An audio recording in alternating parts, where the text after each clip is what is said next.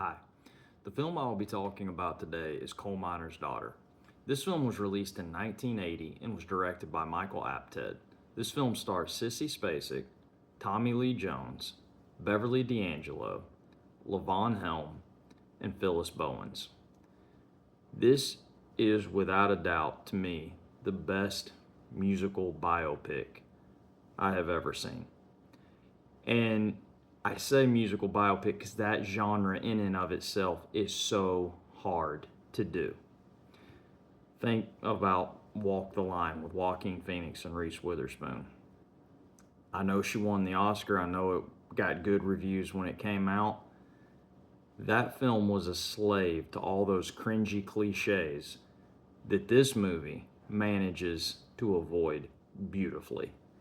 The fact that Reese Witherspoon, who is talented, received an Academy Award for her performance of June Carter, when the only thing she captured about June Carter was that she went from being a blonde to a brunette. That's about the biggest thing she did. Reese Witherspoon, I'm not saying she's not talented. I loved her in Election. She's done other good work. But the fact that that's what got her the Oscar, and Joaquin Phoenix, who I also think is extremely talented and did a good job with the singing, they gave him really nothing to work with in that film. And I knew we were in trouble the first time I saw that film when it shows him sitting with the saw blade at the prison and he's got his thumb on it like he's contemplating the meaning of life before he goes in and performs at San Quentin or Folsom, whichever prison performance it was. And, his whole life is before him, and the scene where he's all in black and the cigarette smoke goes up, and what's with all this black? It's like you're going to a funeral. Maybe I am. I highly doubt Johnny Cash did that. And if you've ever seen footage of June Carter, Reese Witherspoon didn't even get close. The best thing I can say, other than the hair about her performance, she did a good rendition of the song Wildwood Flower. Okay, enough bashing Walk the Line. Now I'm going to get back to Coal Miner's Daughter. This film actually feels less like a biopic and more like a documentary, which to me is what every biopic should aspire to. And this film is not just about Loretta Lynn, who Sissy Spacek's portraying in the film, but it captures the environment that made Loretta Lynn who Loretta Lynn was, who she was. We're all impacted by our environment. And this film starts off in the Appalachian Mountains in Kentucky, where Loretta Lynn herself was born and raised, coal miner's daughter. Her father was a coal miner. And this film starts off where takes place in her life when she's about 12, 13. And Sissy Spacek plays Loretta Lynn from the age of 13 to probably mid-30s or so in the film. And when you watch this performance, it is such a tour de force. You can't picture anybody but Sissy Spacek doing it. And the story goes, they were showing pictures to Loretta Lynn because she had written a book with George Vesey called Coal Miner's Daughter, and it had become a monstrous hit. Her career had already taken off, but Loretta Lynn had one of those down-to-earth personalities that the camera loved her. People really responded to her, and she'd made appearances on the Johnny Carson show. And so it got the wheels spinning in Hollywood. We should do a biopic on her, that she's got this great relationship with the public. And there's got to be a story to be told there, and the book was a hit, and when the book's a hit, there's got to be another way to make some more money. And they were showing her these photographs of actresses they were considering, and she just looks and she pointed at the one of Sissy Spacek. Knew nothing about Sissy Spacek's work, never even heard of it, and she just looked and said, "That's the coal miner's daughter." Sissy Spacek, it gets back to her, Loretta Lynn saying, "You're playing her in this new biopic." She's kind of like, "Well, that's news to me. I didn't know that, but thanks for letting me know." And eventually, she agrees to go meet Loretta Lynn to say, "Look, I don't have an interest in this. I don't know why you're going around saying I'm doing this part." And Cameron Crowe was with her the night. He was a writer for Rolling Stone at the time, and he was doing a piece on Sissy Spacek. And she said, "Listen, I'm going to go see Loretta Lynn in concert and talk to her and kind of put this thing to bed. There's these rumors going around that I'm going to play her in a film. It's not going to happen, but just come with me." She meets Loretta Lynn. Not only does she want to do the part, she has to do the part now. And as she said, I fell in love with Loretta Lynn. And after being with her for like less than 10 minutes, it's like, she's right. I have to do this. I don't want anybody else doing this. This has got to be me. And when you see the performance in the film, you know why. She nails it. And she does it in a way that seems effortless. And that's so hard to do when you're playing someone who's as well known as Loretta Lynn is, that you don't seem like you're just doing a bad caricature or like a bad Saturday Night Live sketch where you're just doing your best to mimic the person. She embodies her. She seems to capture Loretta Lynn's essence. And that's what makes a biopic work. Not just like how in the Ray Charles movie, Jamie Foxx is a dead ringer. They put the sunglasses on him. Well, he looks like Ray Charles, and, you know, let's give him an Academy Award too. Wow, what a great biopic. In this one, she captured the movement. She captured the speech, the lingo of the language, all of it. So you really felt like you were getting to see a different side of Loretta Lynn. And you were getting a glimpse into Loretta Lynn's childhood through Sissy Spacek as the vessel for that. And she did win an Academy Award for her performance. Hers, unlike Reese Witherspoon's or Jamie Foxx's, was warranted. And then what really makes it this even more surprising, they just hit home runs consistently throughout this film. You get Tommy Lee Jones to play Doolittle Lynn, a part that easily could have been a throwaway part with anybody else. Easily could have been just he's the husband and he's the... Tommy Lee Jones and Sissy Spacek together, seeing those two on screen is like watching two athletes who work so well together. I always think of basketball where you can complement the other one.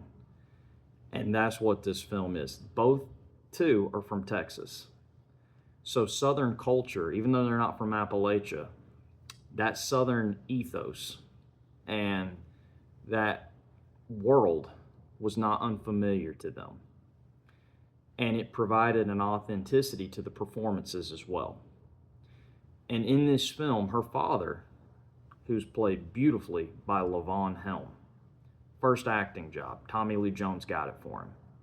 It just came to him, he's like, well, Levon, his voice is an instrument in and of itself, and he can't not be real. And Levon, if you don't know anything about Levon Helm, do yourself a favor and Google him and look him up. To think that there's that amount of talent in one body. He was a drummer for the band, also sang, and then in this performance, gives such a subtle, gentle, dignified performance of a coal miner in the Appalachian Mountains who is the embodiment of a country gentleman in this part. And there are scenes that are so painstaking between he and Sissy Spacek where Doolittle Lynn, Tommy Lee Jones's character, has come into her life and he is begging her to not throw, as he says, your young years away. And where he looks at her and says, you're my pride, my shining pride. And you know that this is a gentle man who feels that even though he's barely getting by, that he's rich because of the family that he has. And is not angry about having to go down into those coal mines to provide for them. He's just glad he has a way in which to do it. And Tommy Lee Jones's character, Mooney or Doolittle, whichever, he goes by both names, he comes into her life and he's back from World War II and he's this wild hellion who's going to take on the world and, you know, the quintessential bad boy, except he doesn't play him that way. And we see that these two strike up a friendship. And he goes to a school dance where Loretta's doing a cakewalk and he bids and gets to walk her home. And it's done so, I'm trying to say, understated. They don't do the cutesy meet cute thing. You see that she captures his eye and he's taken with her. And he's walking her back to her house and you just see that young love building up. And what's amazing is this is a true story. And he's in the film back from the war, and she's still this young teenage girl. And he seems to see something in her immediately. And as things would, especially back then, they moved fast between them. They weren't big on, like, let's date for a couple years and then go off to college. They kind of, when they fell, they were ready to go off on their own and take on the world and start their own family. And the scene where he goes to approach her parents to get permission is one of the harder scenes to watch, when Levon steps up and says, I want you to promise me something, boy. Don't you ever hit her and don't carry her off from home. And when he delivers it, you feel so bad for the dad, because you know he's relinquishing his greatest gift in life, his daughter. And they know they can't stop it. They tried earlier, but young love, it is what it is. It's an unstoppable force. And her mother, Phyllis Bowen, is also played by somebody who was a folk singer. And her father, in real life, was also a coal miner. And the boys that play her brothers in this film, this feels and looks like a real family. And it's almost as if the Appalachian Mountains of Kentucky are another character in the film. And Michael Apted had done another film called Nell, where Jodie Foster played this girl who had kind of was like a feral human being and been up in the mountains. And for somebody who's from England, which he is, he seems to have an understanding for that part of America that even people that are from here don't seem to have. And I saw an interview with he and Tommy Lee Jones where he was speaking to him about it, and they both not only have a love, but they have an admiration for the Appalachian community. And Tommy Lee Jones said in the interview with him about how unaffected they are by the homogenization of American society today. And in a world that's a slave to trends, they remain authentic. And it's effortless for them. It's just simply them being who they are. And what's great is seeing that celebrated by people as opposed to being exploited into making them these cartoonish characters. And this film shows that country people have their own intelligence, their own way of communicating, their own ethos, all of it. And it feels almost sociological at times watching this film. And as they relent and allow her hand in marriage, there's a scene at a chapel where they're basically being married. And he said, who is to give this woman away? And in the back corner, you just hear Levon's character say, I do. And she turns and looks real quick. And even though he's not excited about this, he doesn't want to lose his daughter. He's still going to be there for her on her wedding day. And the minister still looks at one of my favorite lines. He says, do you have a ring? And Tommy Lee Jones goes, I ain't got no ring, Judge. And that lets you know they're starting out really with nothing, literally. And as the film progresses, we see that married life doesn't start off great for them. He hits her on the honeymoon after their first night together, and you realize this is going to be a bumpy road. And at a certain point, he gets so angry with her, he kicks her out and she goes back home. And the first thing her father says, he hugs her, he's so happy she's back, and he says, I believe married life's making you fat, girl. And then we realize she's pregnant. And she's coming out of the hospital after she's found out. And who shows up in town but Doolittle? And he calls for her, and she actually sees him flirting with some other girl and chases her off, and she turns to walk away, and he's unfazed by it. He goes, oh, hey, Loretta, I was just getting ready to come talk to you. And as he goes to speak to her, she's kind of walking off saying, I got nothing for you. You kicked me out, whatever. And he said, Loretta, I'm leaving Kentucky. And she stops. And this is a big turning point in the film. And he said, that coal mine's got me buried alive. I'll be an old man by the time I'm 40. You can just go ahead and ask your daddy. And she looks at him and says, you told Daddy you wouldn't never take me far away off from home. And this line always struck me. He said, well, you've got to decide whether you're his daughter or my wife. And he goes off, gets enough money to send for her. And the scene at the train station where she's leaving, her father says, this is the last time I'll see you, I guess. And she said, no, Daddy, you'll see me again. He said, no, but this is the last time I'll see my little girl again. He said, those years were stolen from me like a thief just came in and took them. And watching that scene is so gut-wrenching. And then the film kind of picks up with her in Washington, and she's got a plethora of children now. And slowly, she's just become the ideal housewife. She's grown up fast. And at night, Doolittle hears her singing to the children. And he goes and gets her the guitar. And then he slowly kind of gets her into the worlds of the honky-tonks and getting her up on stage. And she's bashful. She's got stage fright.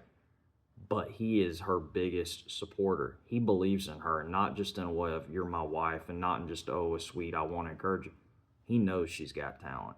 He knows there's something there that needs to be pursued. And as they're in the process of doing this, she finds out that her father has died. And they go back, and at the funeral, she's crestfallen, and she kind of blames herself, saying, I don't think he ever got over us leaving. And the film shows her at his grave, and she's sad, and, Dude goes to comfort her. And as they're coming back on a bulldozer, he's taking her down, and he said, do you really want to go for this? And she has to yell above the bulldozer for her to hear him. She said, yes, I want it. And you just kind of see a smile go across his face that no turning back now. We're going for it with everything we got. And she drops her children off with the mom, and they just go off barnstorming across America, stopping at every radio station along the way, going in, talking with the people, doing whatever they got to do, sending off records that they have made, doing all this stuff. And then slowly they make their way to Nashville. But before they got there, they found out that they were a hit. One of her songs was actually getting radio play, and they didn't even know it. In the scene where she's in Nashville, they finally make it to the Grand Ole Opry, and she's going to be able to have a chance to go on and perform. And she does, and she said, I don't care if I ever sing again. I have sung on the Grand Ole Opry. And you know what that means for her, because in the earlier scenes it shows her listening to the radio all the way back in those Appalachian mountains, when Tennessee, even though it's close to Kentucky, might as well have been like going to Mars for somebody like Loretta Lynn, and now she has done it. And what's so great about the scene is it's filmed at the Ryman, not at Opryland, where that they really went back and filmed at the Ryman. You see Minnie Pearl and Ernest Tubb and Roy Acuff. Then it shows her performing at Ernest Tubb's record shop. And so many country music luminaries make appearances in this film. Merle Kilgore even has a cameo in a bar, and Tommy Lee Jones hits him. And then Loretta, after she's been climbing that ladder, gets to meet the woman that she held in the highest esteem, Patsy Cline, who's played beautifully by Beverly DeAngelo. And the thing to know about these two performances, they both did the singing. This was not lip singing. And they both did it amazingly well. I don't know how they were able to find two people who could sing country music that well. But again, he hit pay dirt with this film. And this is the point in the film where it kind of shows a break in her relationship with Dew. She started to establish her own career. She's starting to not need him quite as much. And he's starting to feel superfluous at this point. Like, well, what even am I to her anymore? And it culminates with them having this fight. And he looks at her afterwards. He kind of goes to make peace. And he said, I think I'm going to just have to get a job working on cars or something of that nature. You don't need me anymore. And she said, but you're the one that got me here. And as he said, getting here is one thing, being here is something else. And he knew he'd lost his identity. And as the film progresses, we see her fall prey to the things that so many artists fall prey to, the pills, the uppers, and all those things. And at a certain point, she collapses under that pressure. And we see that sometimes our biggest blessings also become our burdens. And that's what's happened to her. She's gotten to the mountaintop, but then realizes the trip here was one thing, staying here is this whole other thing. And she just kind of has to pull back. And Dew is there for her during that time. And they weather that storm. And it's quite a storm. She kept having children, and Patsy Cline, who was like her mentor, dies. She lost a lot. She gained a lot. And that's kind of, I guess, everybody's life. It's just she did it on a scale like this. And as the film nears its ending, she's kind of getting back to it. But we see that the relationship between she and Dew, what makes it so special, is these are two people that joined together to get out of a community that most people, they're born there, they die there. And there's a great scene early in the film where William Sanderson, who was on the Bob Newhart show, he was one of the whole I'm Daryl, this mother, brother, Daryl, and Daryl, tells him, Dew, when you're born in Kentucky, it's either coal mine, moonshine, or move it on down the line. And when you see two people together that decide, no, not for us, it's not. We want more.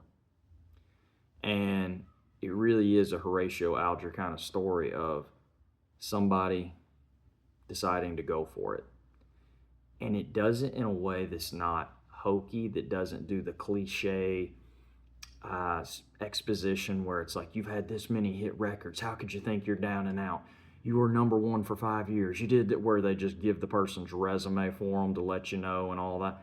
They don't do that here. And the film is so much better for it.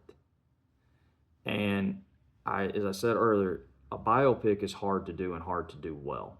A music biopic, forget about it. They recently did the George and Tammy one. I made it 5 minutes in. I couldn't go any further. We all know George Jones drank. We know he threw money. They're trying to get that in the very first scene. And you could tell that the people playing the parts knew nothing about George and Tammy. And this was done in a way that almost feels like a love letter to Dew and Loretta Lynn. And anybody who ever wants to go forward with doing a biopic on a singer or songwriter should be tied to a chair and made to watch this on a loop and then told, okay, you've got the blueprint. And that being said, I really, really hope you try it, because if you weren't a Loretta Lynn fan before, you will be after. You may not become a full-blown country music fan like me, but I don't see how you could watch this movie and not come away with an appreciation for Loretta Lynn and for the Appalachian part of America. So I hope you give it a shot. Until next time, thanks.